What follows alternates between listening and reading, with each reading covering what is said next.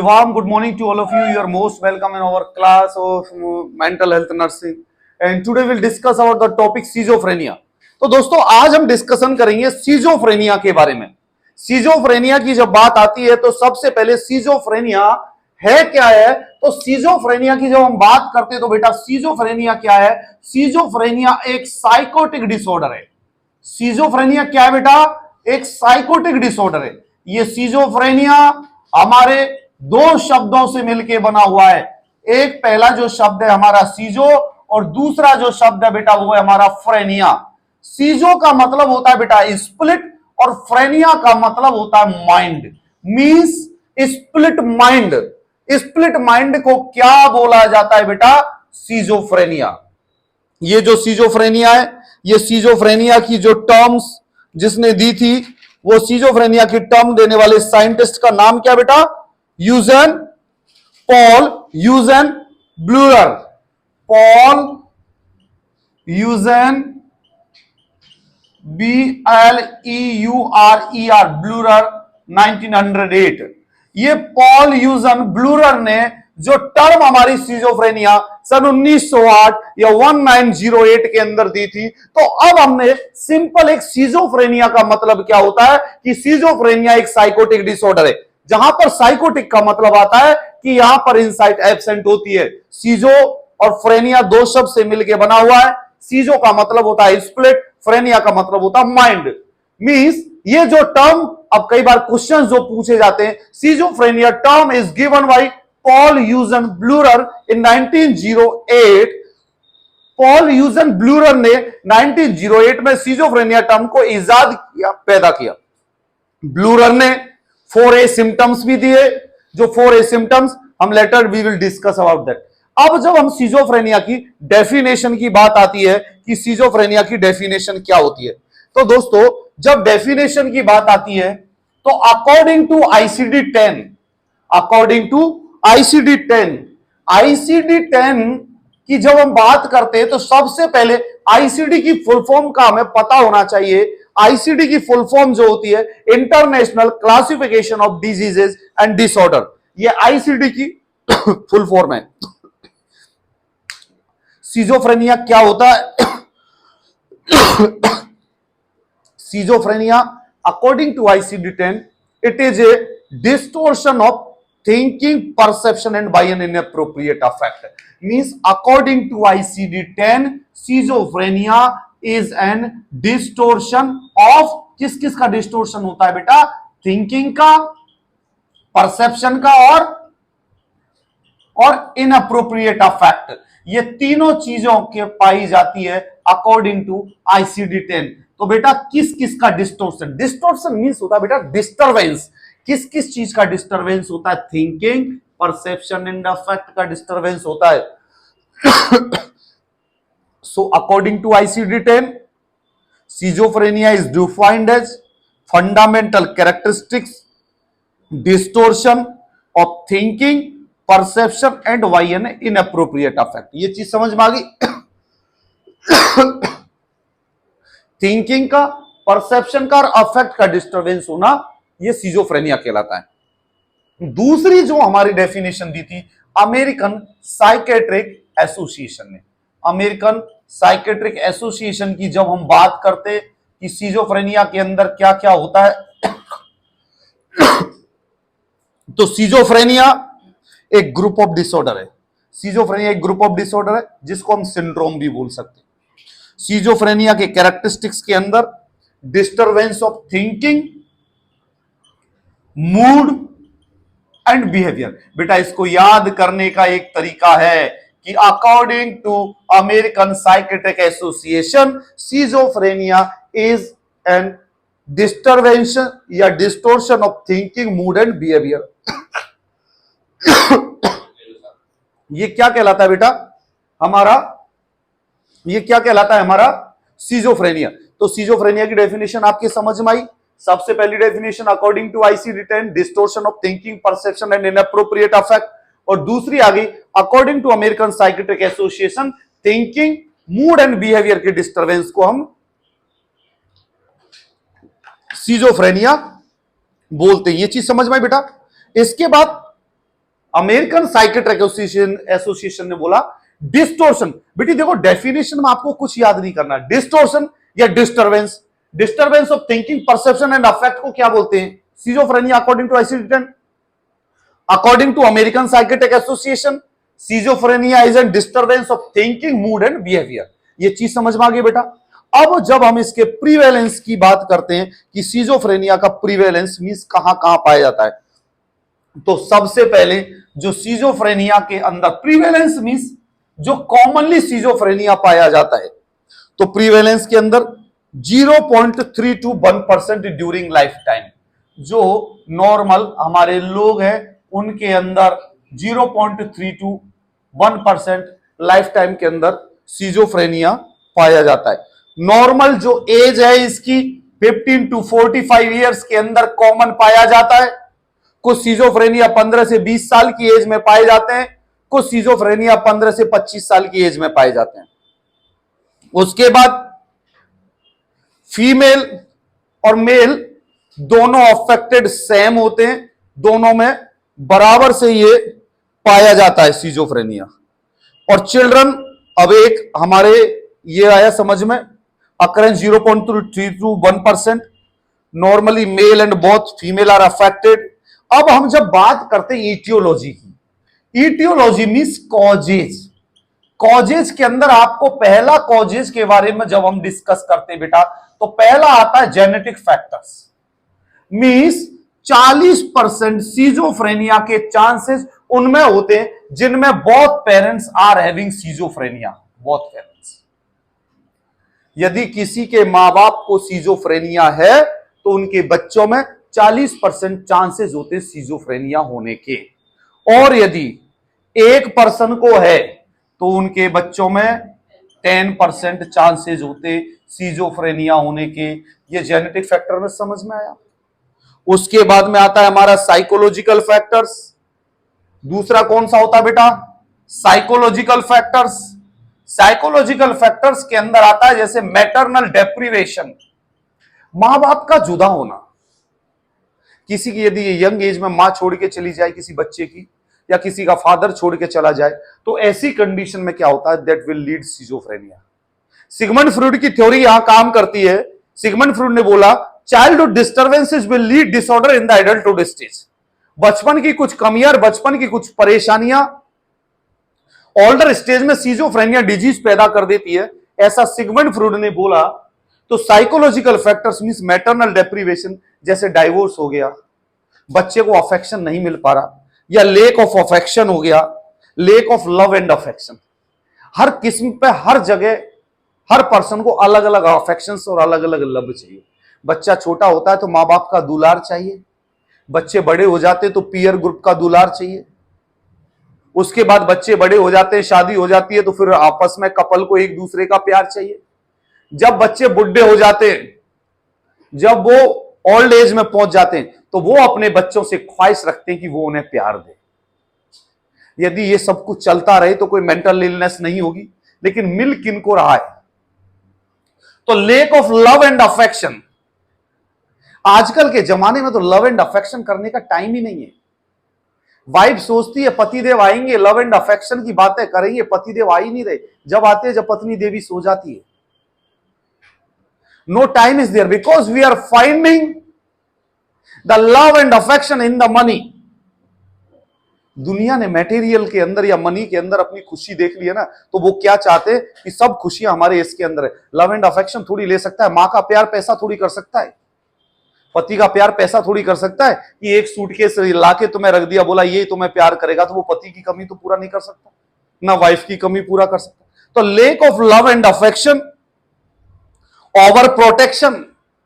Over protection होता है ना बच्चों को, ये नहीं करो, ये नहीं करो, ये नहीं करो, इधर नहीं, उधर नहीं, इधर नहीं। Over protection. Critical comments. एक लड़की स्कूल जा रही है, हर चौराहे पे कुछ मन चले लड़के बैठे हुए जो कमेंट्स फेंकते रहते हैं। अरे दुनिया के अंदर यदि फीमेल पैदा हुई है तो कोई भगवान का कोई शिगुफा तो पैदा नहीं हुआ कि तुमने अभी तक देखा नहीं हो और पहली बार देख रही हो। अरे तुम्हारी मां भी तो ऐसी है जैसी वो फीमेल है, तुम्हारे घर में तुम्हारी बहनी भी तो ऐसे बैठी हुई है। क्रिटिकल कमेंट्स ऐसे कमेंट्स जो डायरेक्ट आपके इमोशंस को अफेक्ट करे, जिन कमेंट्स की उम्मीद आपने नहीं लगाई हो। आप काले हो, आपकी शादी हो गई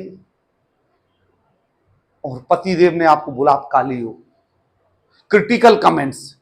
अरे पतिदेव मतलब या पत्नी, किसको भी आपस में देख लो, किसी भी चीज को, रेस को, हाइट को, कलर को, कॉड को, कास्ट को, रिलीजन को लेके आप यदि आपस में एक दूसरे को कमेंट्स करते हो, कई बार इंटरकास्ट मैरिज भी हो गई, मैं ये तुम ये, तो ये उम्मीद थोड़ी करी थी। ये कमेंट्स क्या करते हैं? ये प्रॉब्लम क्रिएट करते हैं, मेंटल इलनेस पैदा करते हैं।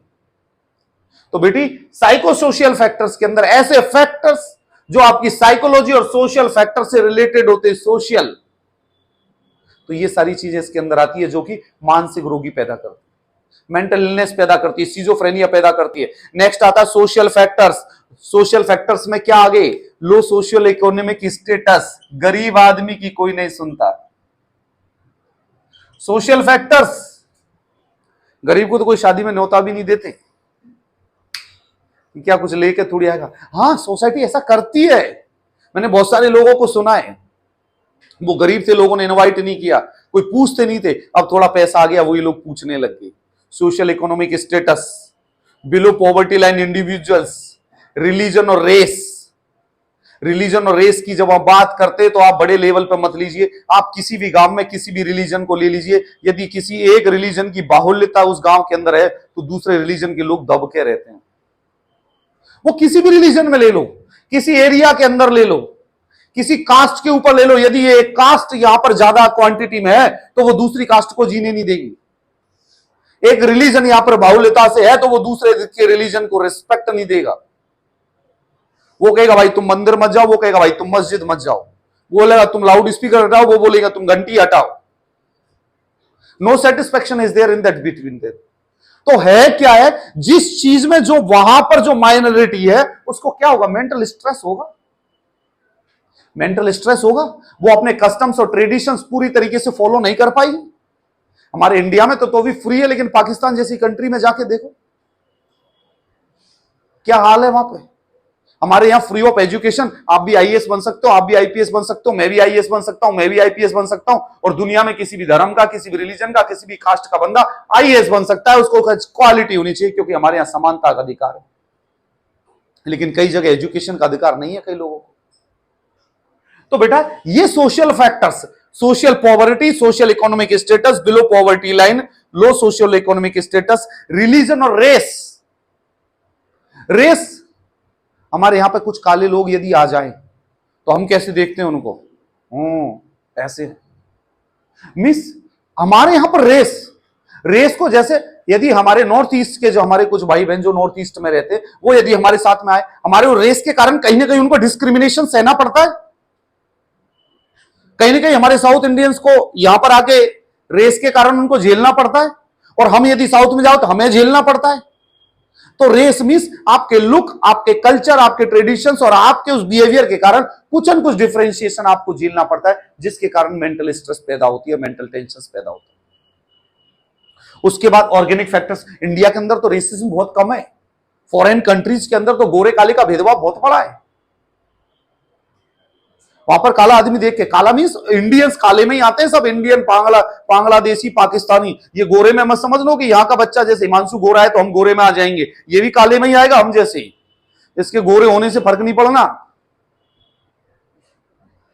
कि ये सोचे हम तो गोरे में आ जाएंगे, भाई साहब काले में रहेंगे, नहीं, ये भी काले में ही आएगा। जब ये फॉरेन के अंदर जाएंगे इनको उसी तरीके से ट्रीट किया जाएगा जहां पर रेसिज्म मौजूद है। तो सोशल फैक्टर्स हुए। ऑर्गेनिक फैक्टर्स मींस ब्रेन की पैथोलॉजी के कारण, due to pathology of brain, enlargement of brain. अरे आपके दिमाग के अंदर कोई बीमारी हो गई, कोई ब्रेन के अंदर स्ट्रक्चर एबनॉर्मलिटी हो गई, आपके ब्रेन के अंदर कार्पस कैलोसम का इनलार्जमेंट हो गया, कॉर्टिकल एट्रोफी हो गई, वेंट्रिकल्स इनलार्ज हो गए, आपके ब्रेन के अंदर ट्यूमर पाया गया, फ्रंटल लोब के अंदर डिफेक्ट हो गया, ये क्या है? ये सब बीमारियां है, ऑर्गेनिक कॉजेज है। इनके कारण सिजोफ्रेनिया हो जाए तो उसको क्या बोलते हैं? Organic factors. नेक्स्ट आता है बायोकेमिकल फैक्टर्स। हमारे सबको पता है बेटा, मैंने एक चीज बताई है बायोकेमिकल फैक्टर्स के अंदर कि यदि डोपामिन का लेवल बढ़ता है, यदि डोपामिन का लेवल बढ़ता है तो वो सिजोफ्रेनिया पैदा करते हैं, और यदि सीरोटोनिन का लेवल बढ़ता है तो वो डिप्रेशन पैदा करते हैं। उसके बाद personality factors, personality aesthetic type के पर्सनालिटी को सिजोफ्रेनिया होता है। पर्सनालिटी के भी तो अलग अलग नेचर होते हैं, हर एक इंडिविजुअल की अलग अलग पर्सनालिटी होती है। कई लोगों की पर्सनालिटी ऐसी होती है जो हर चीज का तनाव लेते हैं, हर चीज पे सोचते हैं, सोचते ही रहते हैं कि आओ मुझे टेंशन, आओ आओ आओ चली आओ, कहां हो गई। वो सोचते हैं शाम को टेंशन नहीं आई तो आज क्यों नहीं आई, आजा कहां है, रुक गई क्या, निकल आ, ढूंढ लेते हैं अपने आप। टेंशन नहीं हुई तो घर में ढूंढेंगे कहीं ना कुछ, कोई चद्दर पट्टी मिल जाए, चलो इसी का टेंशन ले लेते हैं। अब तो ये लोग क्या सोचते हैं, मेंटल हेल्दी रहेंगे? नहीं, ऐसे लोग मेंटल ये लोग हैं। तो पर्सनालिटी का टाइप भी रहते हैं। आप चीयरफुल रहेंगे, खुश रहेंगे, माइंड के ऊपर लोड नहीं देंगे तो आपको साइकेट्रिक डिसऑर्डर नहीं होगा। पहले हम भी टेंशन लेते थे, अब बिल्कुल टेंशन नहीं लेते, किसी चीज का टेंशन नहीं लेते। कोई काम होना हो नहीं होना है मत हो, हम पागल हो गए तो क्या करेंगे। तो मेंटल इलनेसेस, आपकी खुशी ज्यादा कीमत रखती है किसी और चीज से, ये शब्द आपके माइंड में होना चाहिए। यहां तक कि मैं पेरेंट्स से ये बात करता हूं कि पेरेंट्स, आपकी खुशी आपके बच्चों से ज्यादा आपको मालूम होनी चाहिए, क्योंकि आप खुश होंगे, चीयरफुल होंगे, मजबूत होंगे तो उन बच्चों को ज्यादा खुश रख पाओगे जिनको तुम खुश देखना चाहते हो। और तुम दुखी होकर उनकी सेवा कर रहे हो तो तुम ये सोच लो तुम्हें भी मेंटल इलनेस आ गई तो वो भी दुखी होंगे। तो खुश रखो तो खुश रहोगे, है ना दोस्त, समझ में आ गया, बढ़िया बोला। डोपामिन का लेवल बढ़ने से सिजोफ्रेनिया होता है। साइकोसोशियल स्ट्रेसर्स, साइकोसोशियल स्ट्रेसर्स क्या होते हैं भैया? Psychosocial stressors, financial loss. हमारे हिमांशु ने 2 करोड़ रुपए लगाए किसके अंदर? शेयर मार्केट में, रात को उड़ गए, शेयर डाउन हो गया, हिमांशु जी स्ट्रेस में आ गए। फाइनेंशियल लॉस, इनका पर्स हमने चोरी कर लिया, फाइनेंशियल, उसमें 5,000 रुपए रखे हुए थे, बोला उड़ा गई गुरुजी, कर गए आज तिलक। वैसे ये देता नहीं है, ऐसे ही तो एक सिंपल भावना प्रकट कर रहा हूं तो मैं समझाने की, वरना ऐसे लॉस ही होने नहीं देता है। इसका फाइनेंशियल मैनेजमेंट बहुत अच्छा है। इसने एक डायरी बना रखी है, उस डायरी में कोई बंदा 3 महीने तक रगड़ता है, जब उसके फाइनेंशियल बेनिफिट करता है। Loss of job and spouse, जो प्राइवेट सेक्टर में जो काम कर रहे हैं जो लोग, उनको loss of job and spouse. अभी एक नॉन टू मेरा, वो एक दोस्त का भाई है, वो घर छोड़ के चला गया, नहीं जाना चाहिए, गलत बात। जिन चीजों के लिए जो माँ बाप तुम्हें पैदा करती सपने देख रहे हैं, पैदा करते ही सपने देखना स्टार्ट कर देते माँ बाप, अपने खून से सींचते हैं। वो सफेद ऐसे नहीं होते, वो तुम्हें काला बनाने के लिए, तुम्हें गोरा बनाने के लिए, तुम्हें सुंदर बनाने के लिए, तुम्हें हेल्दी बनाने के लिए खुद अपने शरीर को त्याग देते हैं वो माँ बाप। वो बंदा छोड़ के चला गया, stressors factors because of job, क्योंकि उसने जॉब को प्रायोरिटाइज रख लिया। अरे दुनिया के अंदर यदि खुशी पैसे से और जॉब से मिलती तो IAS IPS कोई सुसाइड नहीं करता। जो दुनिया की सबसे बड़ी पोस्ट होती है वो लोग भी सुसाइड कर लेते हैं प्रेशर में आके। तो साइकोसोशियल स्ट्रेसर्स के अंदर due to financial loss, loss of job, spouse, deprivation of basic need नहीं मिल रही है, जिसके कारण उनको सिजोफ्रेनिया होता है। तो दोस्तों ये कॉजेज आपके समझ में आए।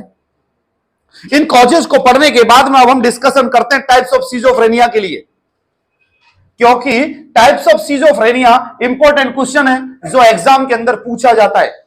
जब टाइप्स ऑफ सिजोफ्रेनिया की जब हम बात करते हैं, देखना बेटा मैं लिख देता हूं यहां पर, टाइप्स ऑफ सिजोफ्रेनिया, जिसके अंदर सबसे पहला आएगा बेटा सिंपल सिजोफ्रेनिया।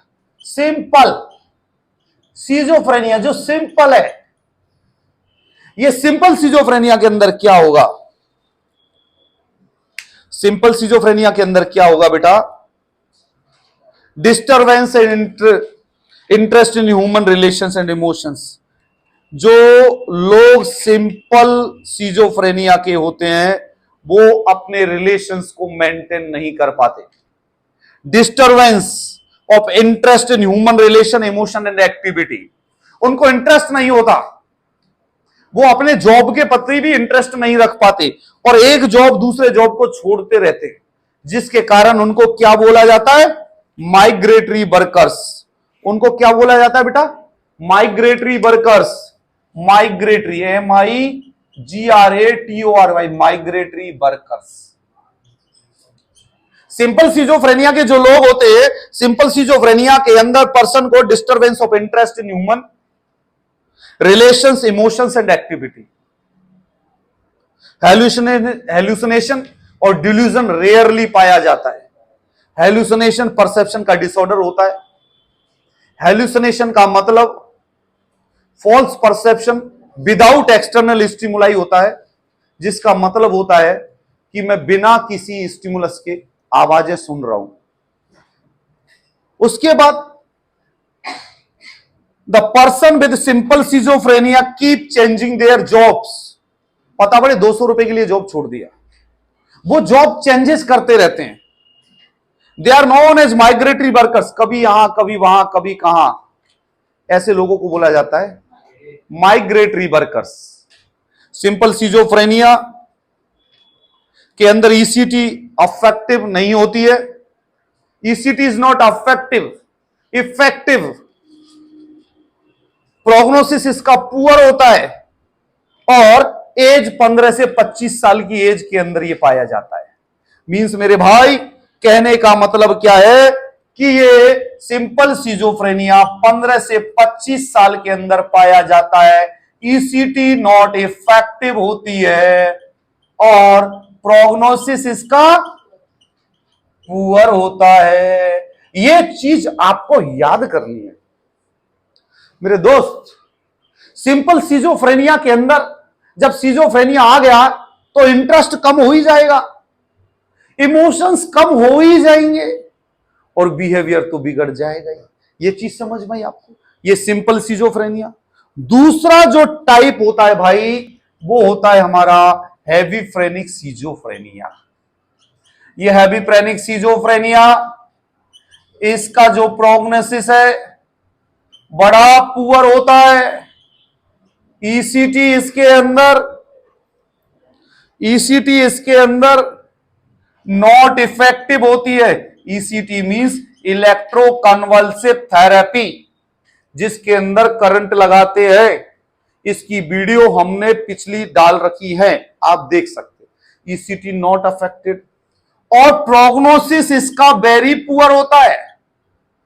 दोस्तों, जो क्वेश्चन बनता है, सबसे कम या सबसे ज्यादा पुअर प्रोग्नोसिस किसका होता है? वो होता है हेवीफ्रेनिक सीजोफ्रेनिया का। इसके अंदर सीवियर डिसइंटीग्रेशन ऑफ पर्सनालिटी हो जाता है। Severe disintegration mean severe loss of personality. इसके अंदर क्या क्या होता है? सिली लाफ्टर। सिली मीन्स गंदे तरीके से हंसेगा, गंदे तरीके से स्माइल करेगा। मटरिंग करेगा। मटरिंग मीन्स होता है अपने आप से बातें करना। टॉकिंग टू सेल्फ, उसको क्या बोलते हैं? मटरिंग। आप करते हो मटरिंग? अपने आप से बातें नहीं करते? करती होंगी कभी सभी आप अपने आप से। जब हस्बैंड नाराज हो जाते हैं, गुस्से में चले जाते हैं, फ्रस्ट्रेशन निकालना होता है, तो अपने आप से बातें करनी होती है, गालियां देनी होती है, हस्बैंड को नहीं दे पाते तो वो चले जाते तो किचन में घुस के गपर गपर गपर गालियां देनी होती। पर ये अच्छा फैक्ट है, ये अच्छी चीज है।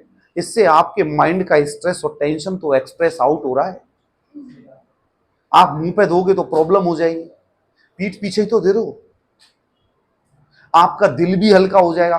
थोड़ा सा रो भी लेंगे तो और दिल हल्का हो जाएगा, क्योंकि ये आपको मेंटल हेल्दी करती है यार। आपका रोना आपको मेंटल हेल्दी बनाता है, आपके स्ट्रेस को बाहर निकाल देता है। आप रो के देखना, बड़े तनाव में हो, थोड़ी सी देर रो लेना, आपको बड़ा सुकून मिलेगा। आईज भी आपकी क्लीन हो जाएंगी, क्योंकि लाइसोजाइम एंजाइम पाया जाता है। वो एंजाइम आपके यदि आईज में कोई बैक्टीरिया, कोई वायरस या कोई पैथोजेंस मौजूद है तो उसे किल कर देंगे, तो आपकी आंखें भी साफ और सुथरी हो जाएंगी और आपका दिल भी हल्का हो जाएगा। ऐसा होता है रोना, तो रोते रहिए और मुस्कुराते रहिए, क्योंकि रोने से आपकी मेंटल हेल्थ अफेक्ट होती है और आप खुश रहोगे।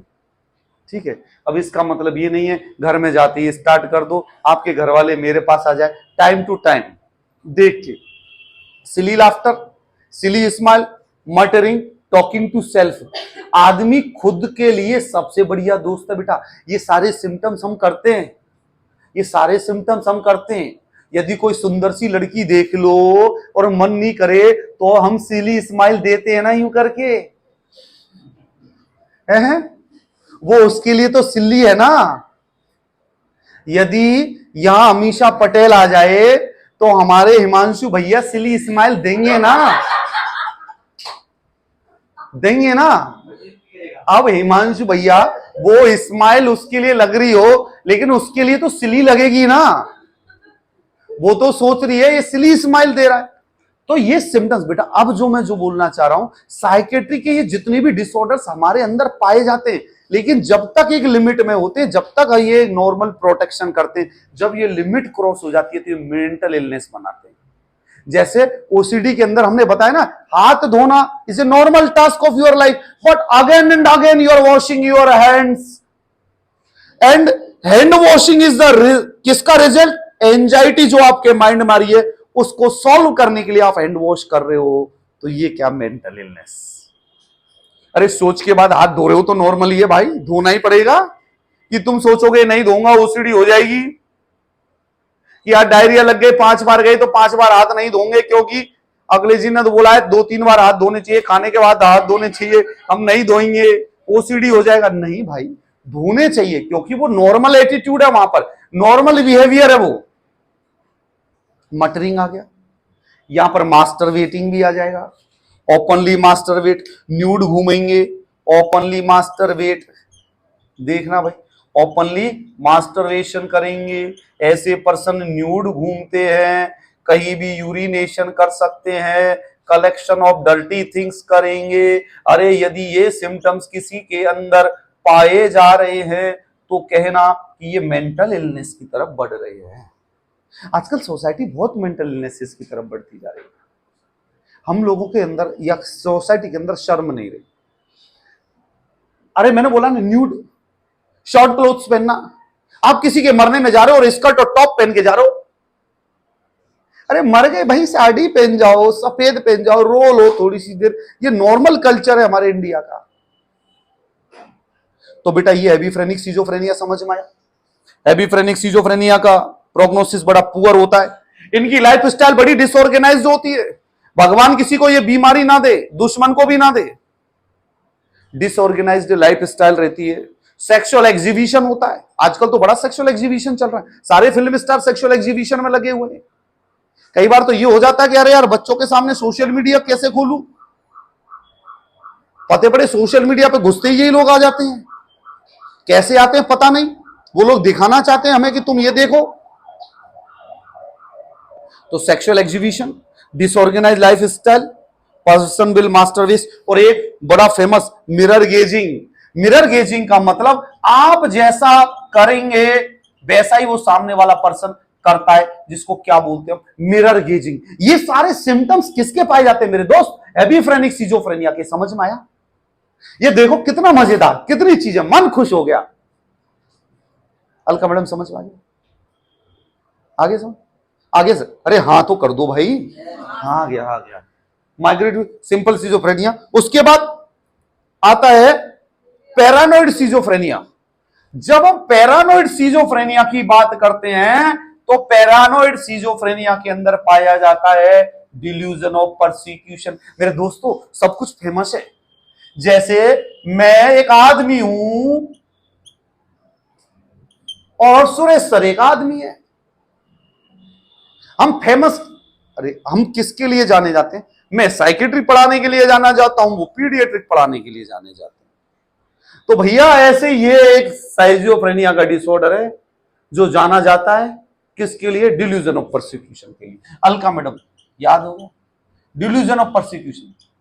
ये तुम कुछ रामायण लिख दो इसमें, लेकिन ये डिल्यूजन ऑफ परसिक्यूशन पक्का लिखा हुआ होना चाहिए कि ये डिल्यूजन ऑफ परसिक्यूशन के अंदर, पैरानॉइड सिजोफ्रेनिया के अंदर डिल्यूजन ऑफ परसिक्यूशन पाया जाता है।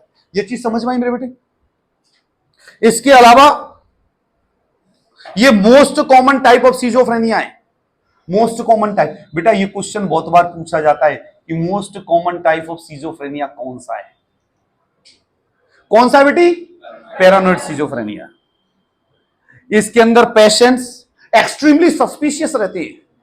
अरे paranoid means delusion of persecution, मुझे मारना चाहती है। नेहा लाई सर लड्डू है मेरे बर्थडे के, खा लो। मैंने बोला नहीं खाऊंगा। कल फीस मांगी है, जहर मिला सकती है।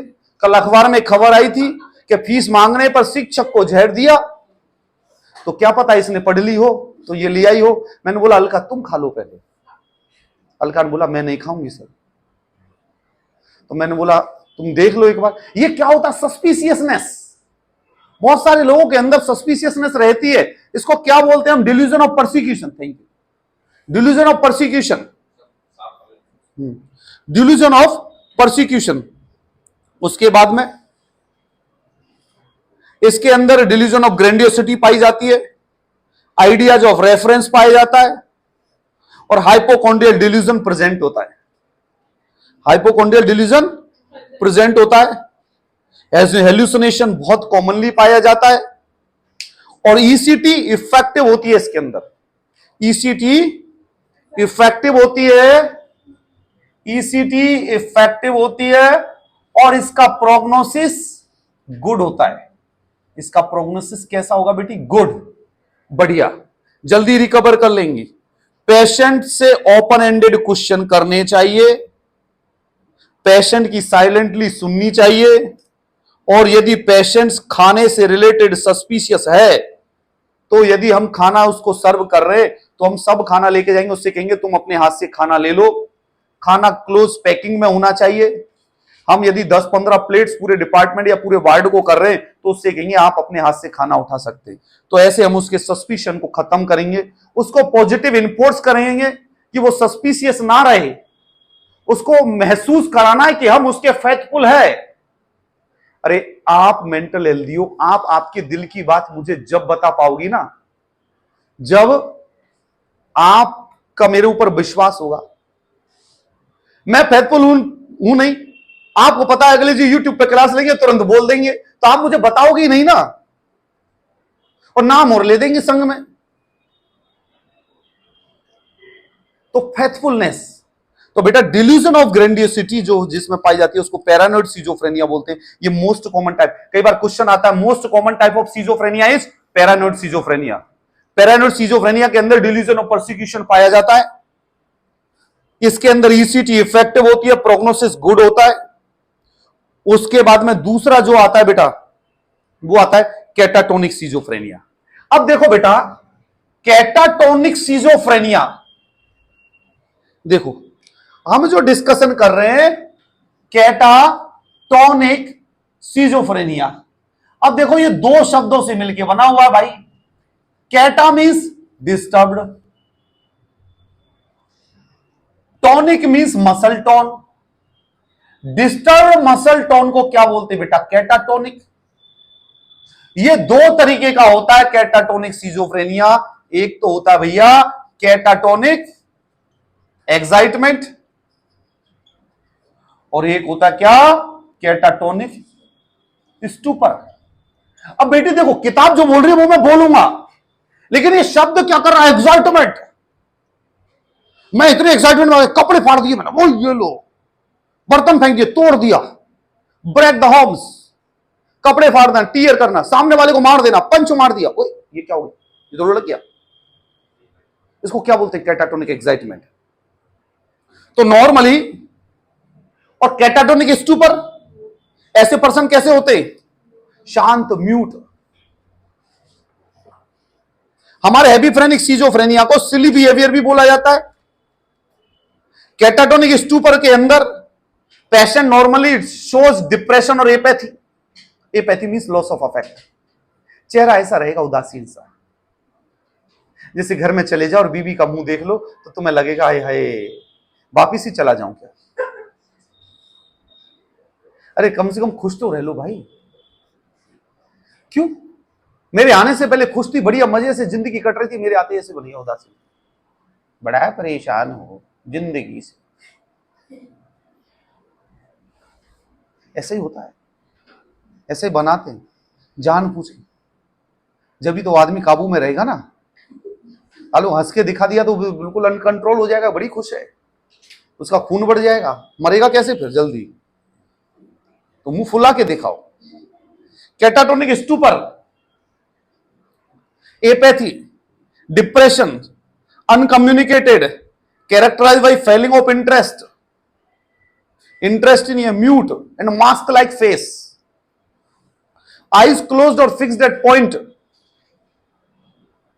बैक्सी फ्लेक्सिबिलिटी, ये स्टूपर की बात कर रहा हूं। बैक्सी फ्लेक्सिबिलिटी का मतलब होता है जैसे हमने गर्म मोम को एक जगह डाल देते तो वो जिस पोजीशन में बैठा रहता है वो उस पोजीशन में ही पड़ा रहता है, उसको क्या बोलते हैं, बैक्सी फ्लेक्सिबिलिटी। तो ये कैटाटोनिक सिजोफ्रेनिया के अंदर पाए जाते हैं। ड्रूलिंग ऑफ सलाइवा, सलाइवा निकल रही है इधर साइड से। मैं एक दिन अभी एक जगह गया था, नाम तो नहीं बताऊंगा, वहां पे एक साधु बाबा कांटों के ऊपर बैठे हुए थे, चुपचाप कांटों के ऊपर लेटे हुए। मैंने बोला यार बाबा ने क्या कर रखा होगा।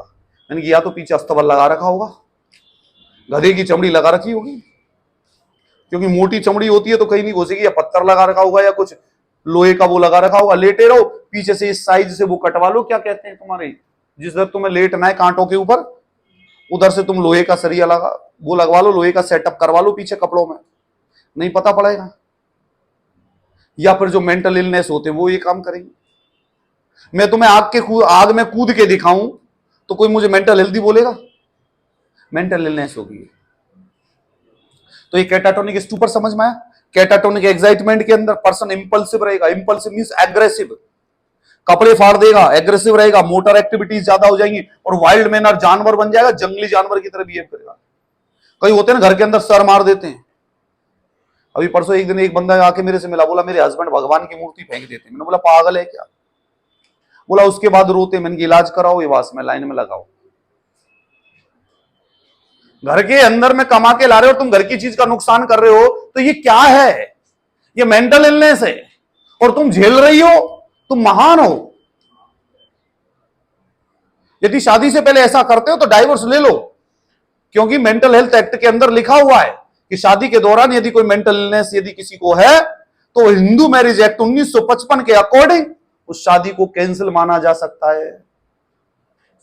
जब भी तो आजकल के युवा क्या करते हैं, 1-2 साल वेट करते, बच्चा बच्ची मत करो भाई, क्या पता आदमी कैसा है, पैसा होगा तो भाग लेंगे। पढ़े लिखे, जो ज्यादा पढ़े लिखे होते हैं ना, वो ऐसे ही करते हैं।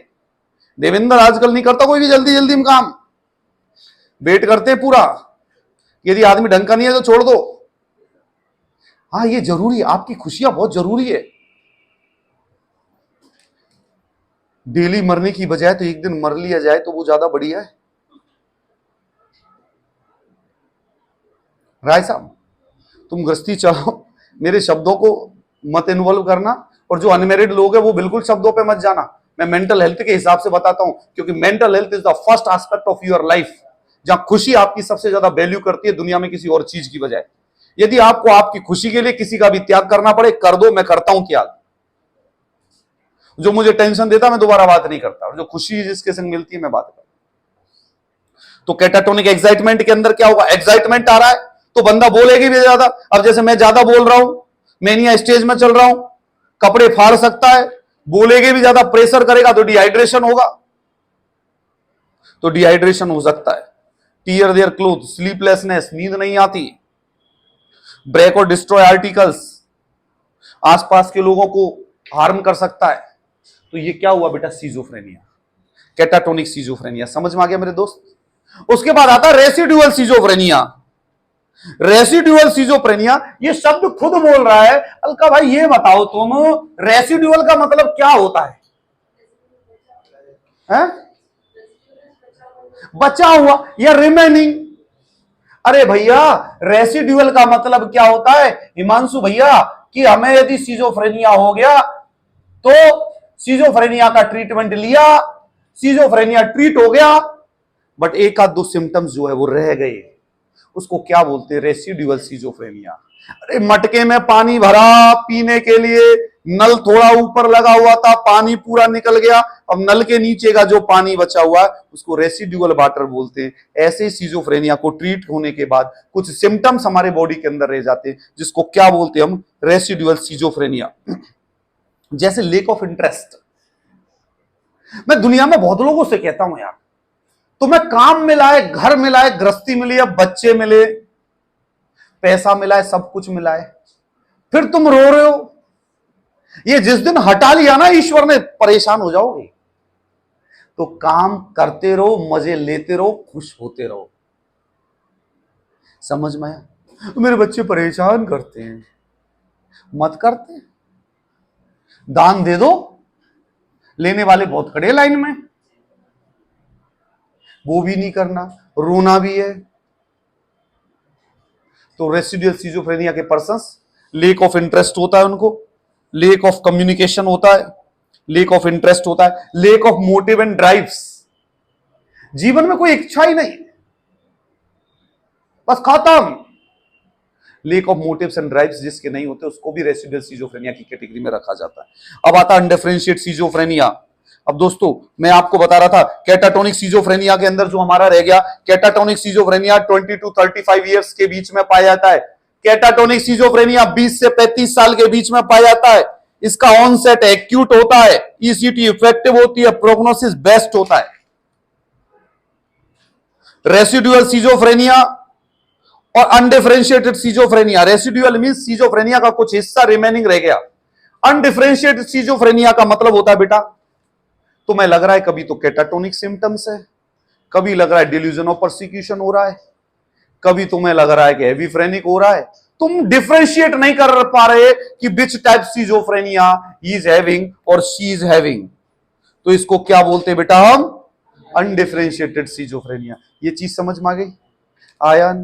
तो ये चीज समझ में आई हमारे। तो सिजोफ्रेनिया के जब हम टाइप्स की बात करते हैं तो सबसे पहले सिजोफ्रेनिया का टाइप्स आता है सिंपल सिजोफ्रेनिया, जिसके अंदर सिंपल सिम्टम्स पाए जाते हैं, हेलुसिनेशन और delusion, lack of interest, lack of motives, lack of drives, job को छोड़ते रहते हैं जिनके कारण उनको माइग्रेटरी वर्कर्स बोला जाता है। दूसरा होता है क्या बहन जी? हेवीफ्रेनिक सिजोफ्रेनिया, जिसके अंदर सिल्ली, सबसे गंदा, मटरिंग, खुद से बातें करना, silly laughter, silly smile, openly masturbates, sexual exhibition, dirty things collection.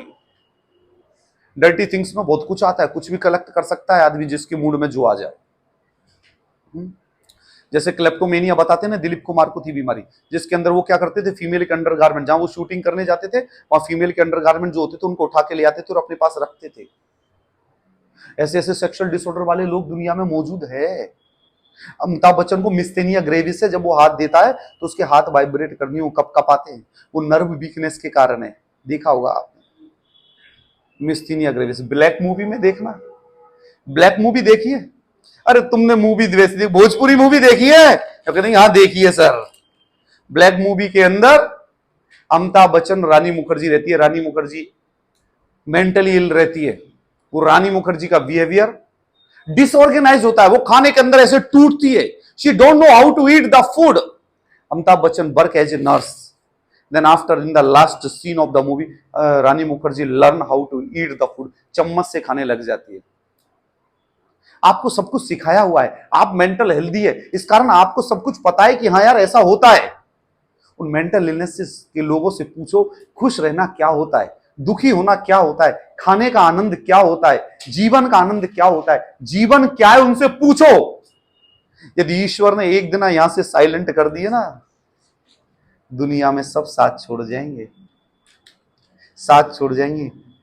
वर्षों की मोहब्बत चंद सेकंडों में निपट जाएगी, वर्षों की मोहब्बत चंद सेकंडों में निपट जाएगी। हिमांशु भाई आपको भी बोल रहा हूं, ये सोच रहा है ये अच्छा लड़का है, ऐसे मत सोचना, बहुत बढ़िया लड़का है, इसी कारण इसका नाम ले रहा हूं। बेकार लड़का होता तो मैं नाम नहीं लेता ऐसे।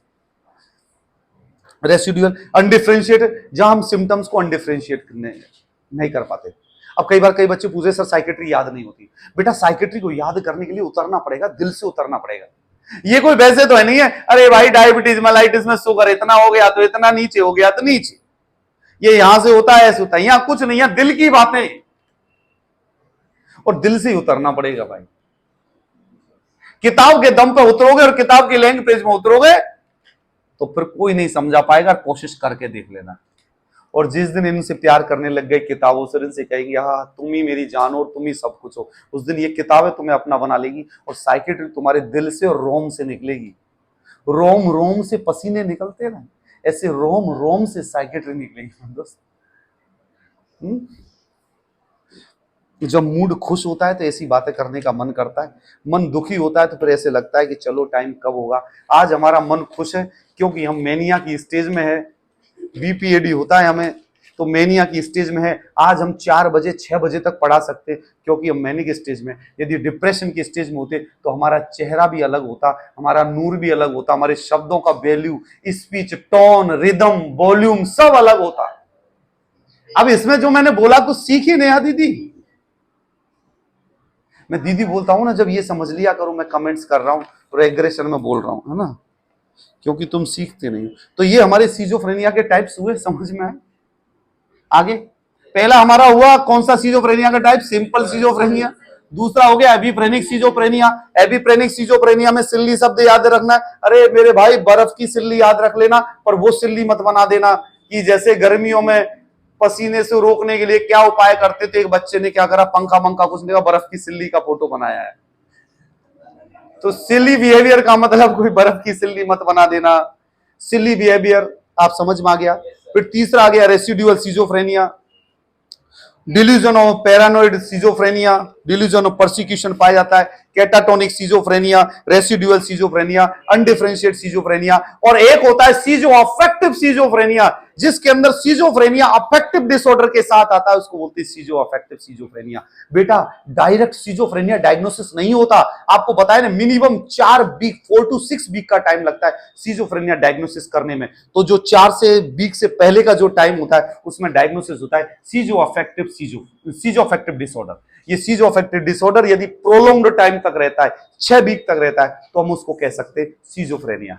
अब हमने ये क्लासिफिकेशन के बेस पे या टाइप्स के बेस पे हमने इनका सिम्टम्स पढ़े।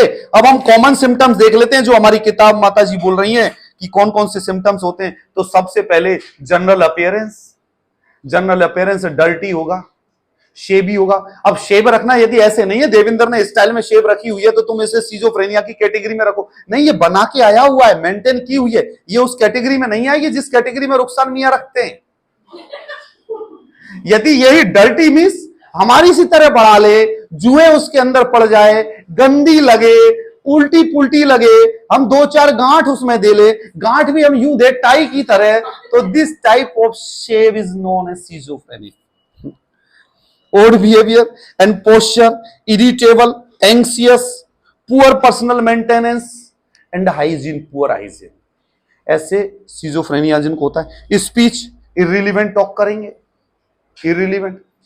तुम बात करो देश के वीर आजादी की, देश के आजादी में सैनिकों का योगदान, और वो कह रहे हैं किसी और चीज को, भारत के तोड़ने की बातें कर रहे हैं, तो ये इररिलेवेंट हो गया ना। फंक्शन है 15 अगस्त की, हमारे सैनिक और जो शहीद हुए उनको सलामी देने की बात है, और वो कह रहे हैं कि नहीं आज हमारे देश को खतरा हो रहा है। उसके बाद इको ले लिया, रिपीटेशन ऑफ वर्ड्स, पर्सवीरेशन। क्या होता है perseveration? Who is the first prime minister of India? Nehru. Who is the present prime minister of India? Nehru. Who is your father? Nehru. ये क्या हुआ? One idea for every question, that is known as perseveration. समझ में आया दानिश भाई? हमने पूछा कहां रहते हो? तुगलकाबाद। किस कॉलोनी में रहते हो? तुगलकाबाद। चाचा का नाम क्या है? तुगलकाबाद। क्या खाते हो? तुगलकाबाद। ये क्या हो गया? पर्सवीरेशन। एक idea for every question, that is known as perseveration. Echo ले लिया, हाउ आर यू? आपने बोला हाउ आर यू। कहां जा रहे हो? आपने बोला कहां जा रहे हो। ये इको ले लिया। म्यूटिज्म, पर्सन म्यूट हो जाता है। बेटा साइकेट्री के जितने भी डिसऑर्डर है वो सब डिसऑर्डर सीजोफ्रेनिया के अंदर पाए जाते हैं। मूड एंड इमोशंस के अंदर इनएप्रोप्रिएट अफेक्ट हो जाएगा। इनएप्रोप्रिएट अफेक्ट मींस खुशी के माहौल में गम की बातें। एनहेडोनिया, एब्सेंस एक्सपीरियंस हो जाएगा दुखी होने का, ब्लंटिंग ऑफ अफेक्ट हो जाएगा। थिंकिंग के अंदर thought withdrawal, thought insertion, thought broadcasting, thought blocking ये पाई जाती है।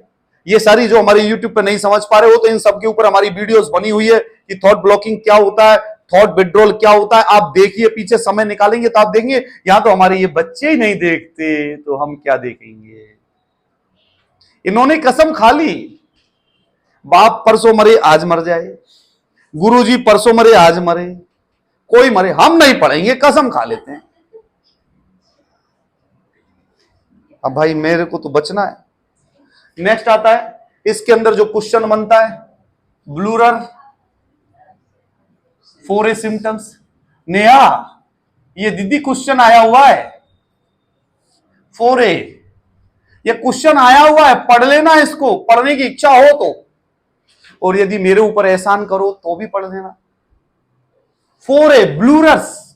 पॉल यूजन ब्लूरर नाम का एक साइंटिस्ट जिसने सीजोफ्रेनिया की टर्म इजाद की थी, उसने बोला कि यदि किसी के अंदर ये 4 सिम्टम्स पाए जाते हैं तो उसको क्या बोलते हैं हम, ब्लूरर्स 4A सिम्टम्स। पहला एक क्या हो गया, ऑटिज्म। दूसरा हो गया एसोसिएशन डिस्टरबेंस। दूसरा क्या हो गया, एसोसिएशन डिस्टरबेंस। तीसरा क्या हुआ, अफेक्ट डिस्टरबेंस, अफेक्ट डिस्टरबेंस। और चौथा क्या हुआ, एम्बिवेलेंस। बेटा autism means a person is into self. एक बच्चा अपने आप के अंदर ही खेल रहा है, वो अपने टॉय से खेल रहा है, he is not aware about their surroundings, that is known as autism. Association disturbance, sentence का एसोसिएशन नहीं कर पा रहा, वर्ड्स का एसोसिएशन नहीं कर पा रहा, बोल नहीं पा रहा, वो एसोसिएशन डिस्टरबेंस। अफेक्ट डिस्टरबेंस, खुशी में गम की बातें कर रहे हैं, अफेक्ट फील ही नहीं हो रहा। अंकल जी लॉटरी लग गई, अंकल जी लड़की भाग गई, अंकल जी बच्चा कूद गया, कुछ नहीं। This is an affect disturbance, no feelings no emotions.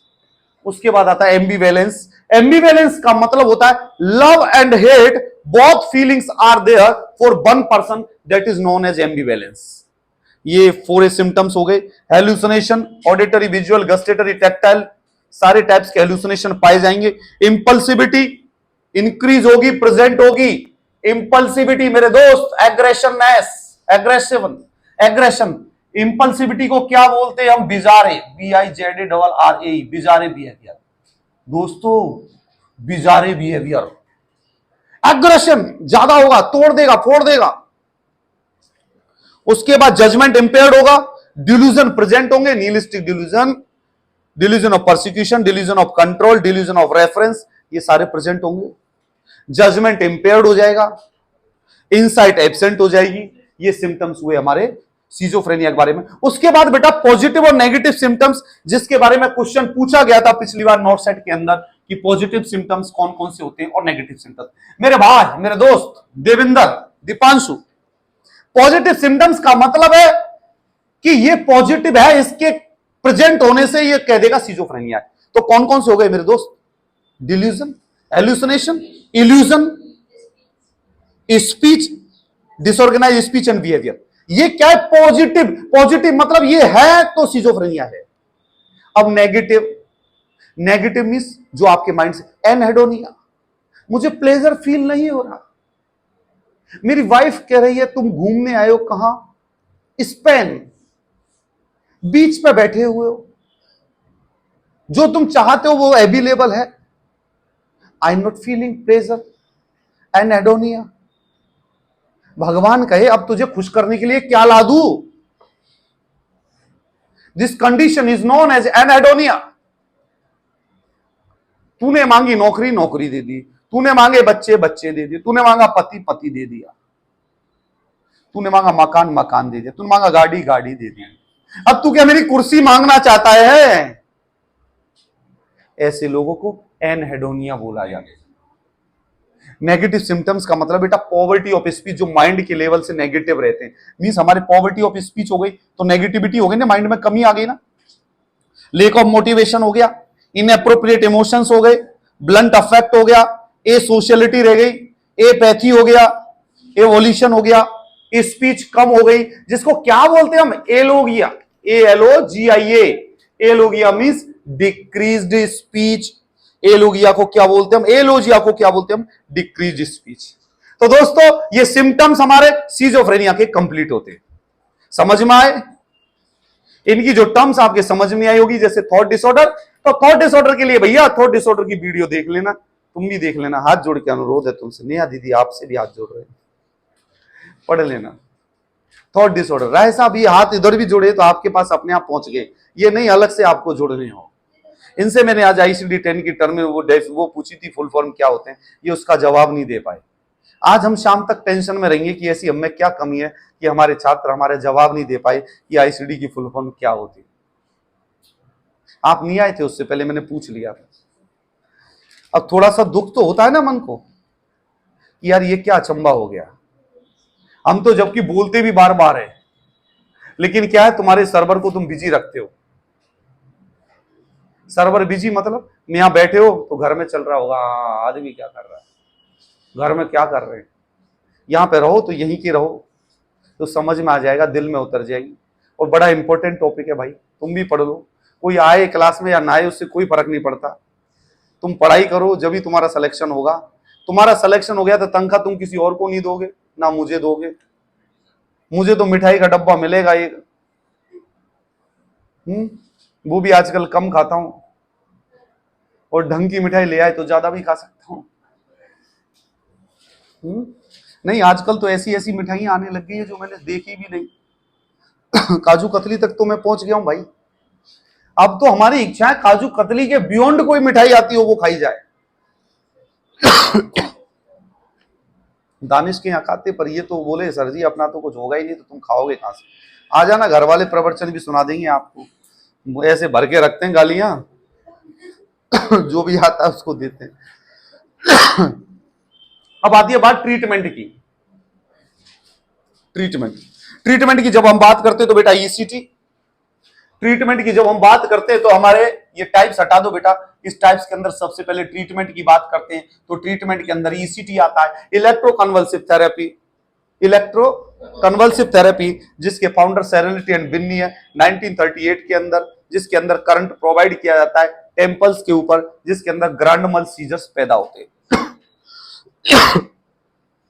ECT effective होती है पैरानॉइड और कैटाटोनिक सीजोफ्रेनिया के अंदर। ECT इफेक्टिव होती है पैरानॉइड और कैटाटोनिक सीजोफ्रेनिया के अंदर, और नॉट इफेक्टिव होती है simple and heavy phrenic schizophrenia के अंदर।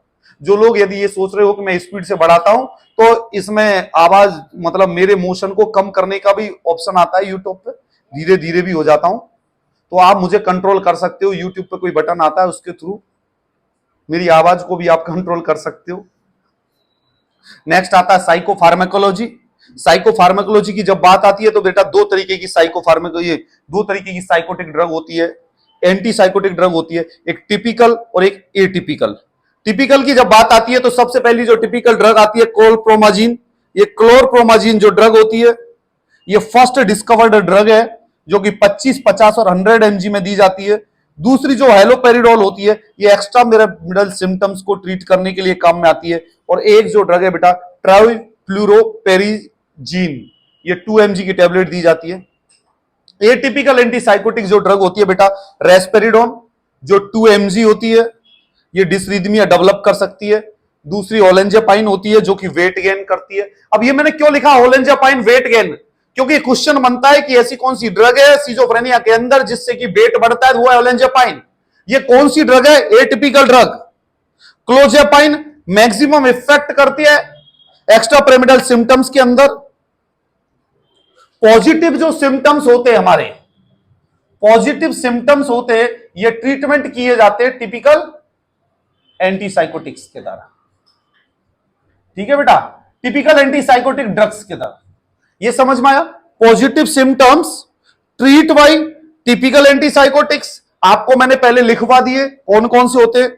और negative symptoms treated by atypical antipsychotics. जो नेगेटिव सिम्टम्स होते हैं वो किसके द्वारा ट्रीट होते हैं बेटा? एटिपिकल एंटीसाइकोटिक ड्रग्स के द्वारा।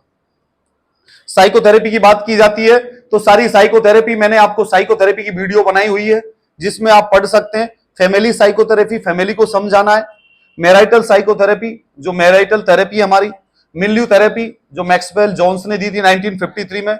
ऑक्यूपेशनल थेरेपी, ऑक्यूपेशनल के लिए उसे ओरिएंटेड करना है, व्यवसाय के लिए उसे प्रमोट करना है। म्यूजिक थेरेपी, म्यूजिक बड़ा रिलैक्स प्रोवाइड करता है। उसके बाद बिहेवियर थेरेपी के अंदर टोकन इकोनॉमी, यदि कोई पर्सनल हाइजीन मेंटेन नहीं कर रहा है तो आप उसे टोकन देंगे कि आप अपनी हाइजीन मेंटेन करो, हम आपको इसके बदले ये टोकन प्रोवाइड करेंगे।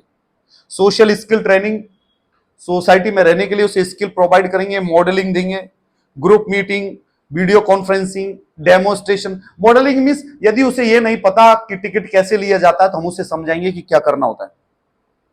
इंडिविजुअल साइकोथेरेपी के अंदर उस पर्सन को वोकेशनल ट्रेनिंग देते हैं।